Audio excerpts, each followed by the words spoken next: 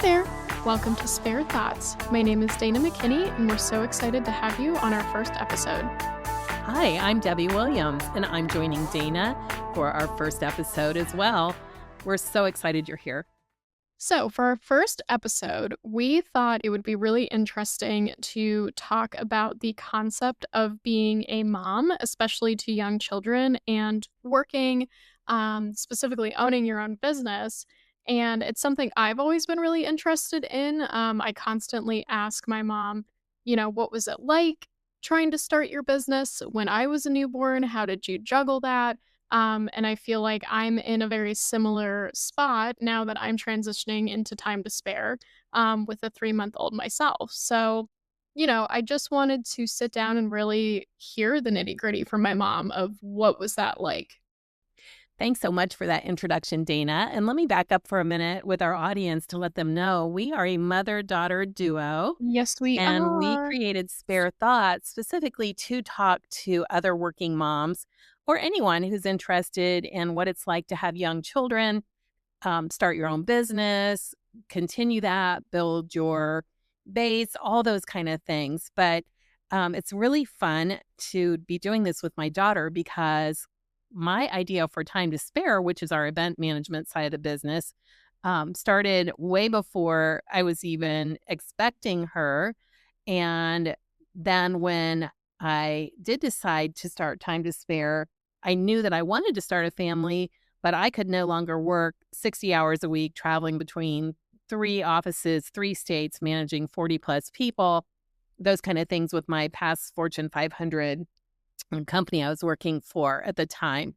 So I thought it would be really fun to start my own business. I had a lot of experience with administration, event planning, management, those kind of things. But then also, we were living in a place where we had no family around. Her dad was traveling all the time.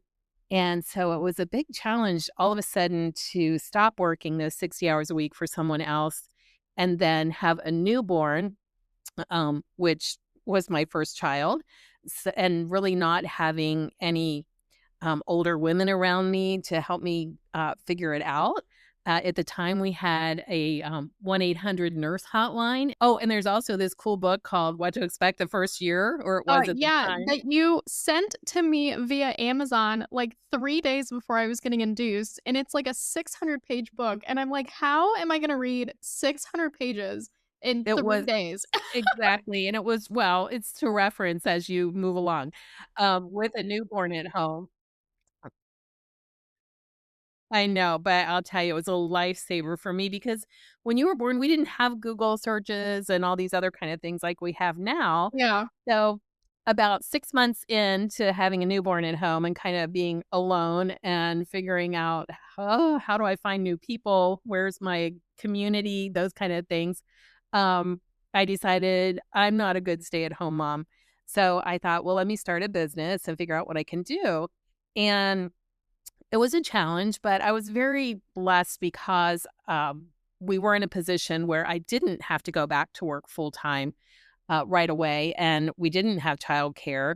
And at the time, there weren't even the challenges with finding childcare back then that there are today. So I was very fortunate that I could just slowly get into creating a business and do the things that I wanted to do as a mom as well.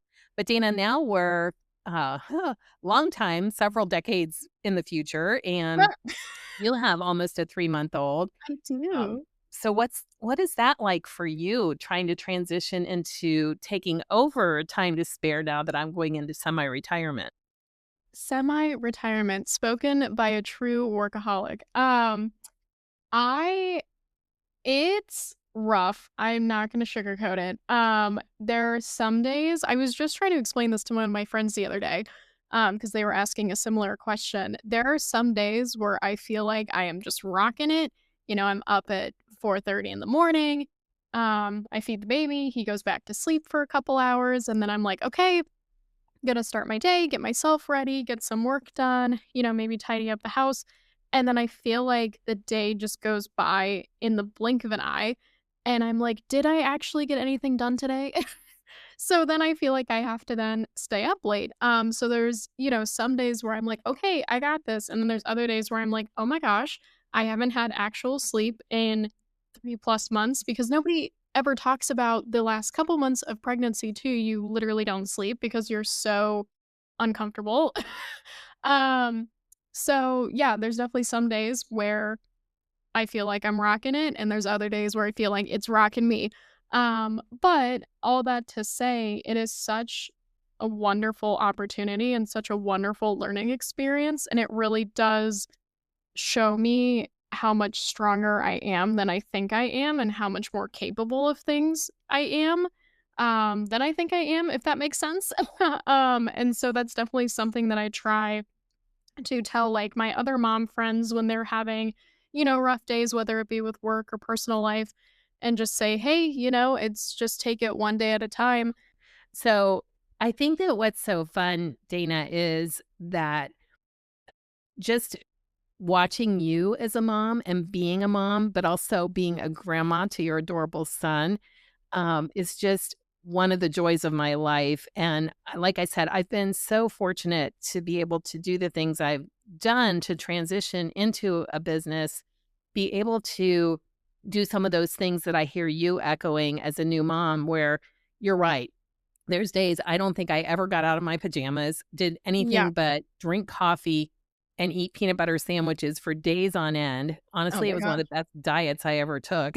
I'd like to go back to that between Twizzlers, coffee, and cereal and peanut butter sandwiches. Not the Twizzlers and coffee. Oh, Oh. yeah, that was, like, my Oof. favorite thing for my sweet tooth, but, yeah, and I'm not recommending that because it's a terrible diet, Dear but God. anyway, don't take this as diet advice, anybody. But there were days that, again, I just sat there and I'm like, "I'm not getting anything accomplished," and, but the most important thing was I got to have this time with you, and I think that Yeah, so many people are not fortunate in that regard to be able to spend that time with their newborns without being pulled in 100 other directions for, exactly. cleaning home, making meals, dealing with other children, other family issues that go on, being in that sandwich generation where you're taking care of other older adults, but Right. also a newborn, that kind of thing. That I was very fortunate in that regard when you were little that I could take my time to build the business and learn all the ins and outs of what to do. But fortunately, too, I had the background where I had come from this very busy and stressful job that I finally decided, all right, what did we like doing at that job? What did we not like doing? We, being me. But one thing I absolutely detest doing is filing. So that went on the I don't want to do this anymore list. And the funniest thing was one of the first things that I ended up doing with time to spare was trying to help people organize their home offices. And my very first client, if you remember, his name was John, and he was British, and he was a very high-powered executive with a company, but he also had a side business. And so I went into his home, and he literally had 5 4-feet stacks of papers and I folders along remember. a wall that he asked me if I would organize and file. And you're like, So "Oh my god, I'm gonna lose my mind." yeah, and it was like, "Okay, this is what you wanna do." Well, Yeah. not for long, but he did become my one of my very good friends, one of my long-term clients. Sadly, he passed away some years ago, but we had such a great relationship, and he let me bring you with me. I was gonna say, Um I remember Yeah, going to his house, and his house was so cool. It was very, like, thinking about it as an adult now, like, it was very, like, mid-century modern. I think it had that, like, sunken living room. It was so cool. But I remember going into that, like, I can't remember if it was, like, his office or if it was kind of like a sunroom. Whatever that room was, where literally it was, like, stacks and stacks of paper, and we would just, like, hang out there.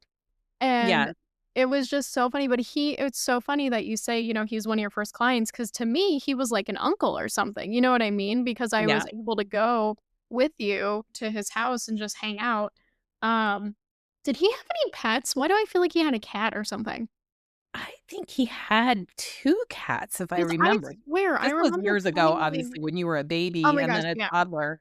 So, I it swear yeah, I I remember, like, playing with a cat or I'm something while pretty you sure he were. had 2 cats, Yeah. and, he traveled a lot too. So there were Right. times, he was trusted me so much that I had a key to his house, his Yeah. alarm code, those kind of things that I could just go in when it was convenient for you and I both Right. to be there and take care of things. He also let me bring some of the papers home. So when you were napping, I could work on getting things organized for him in that way too.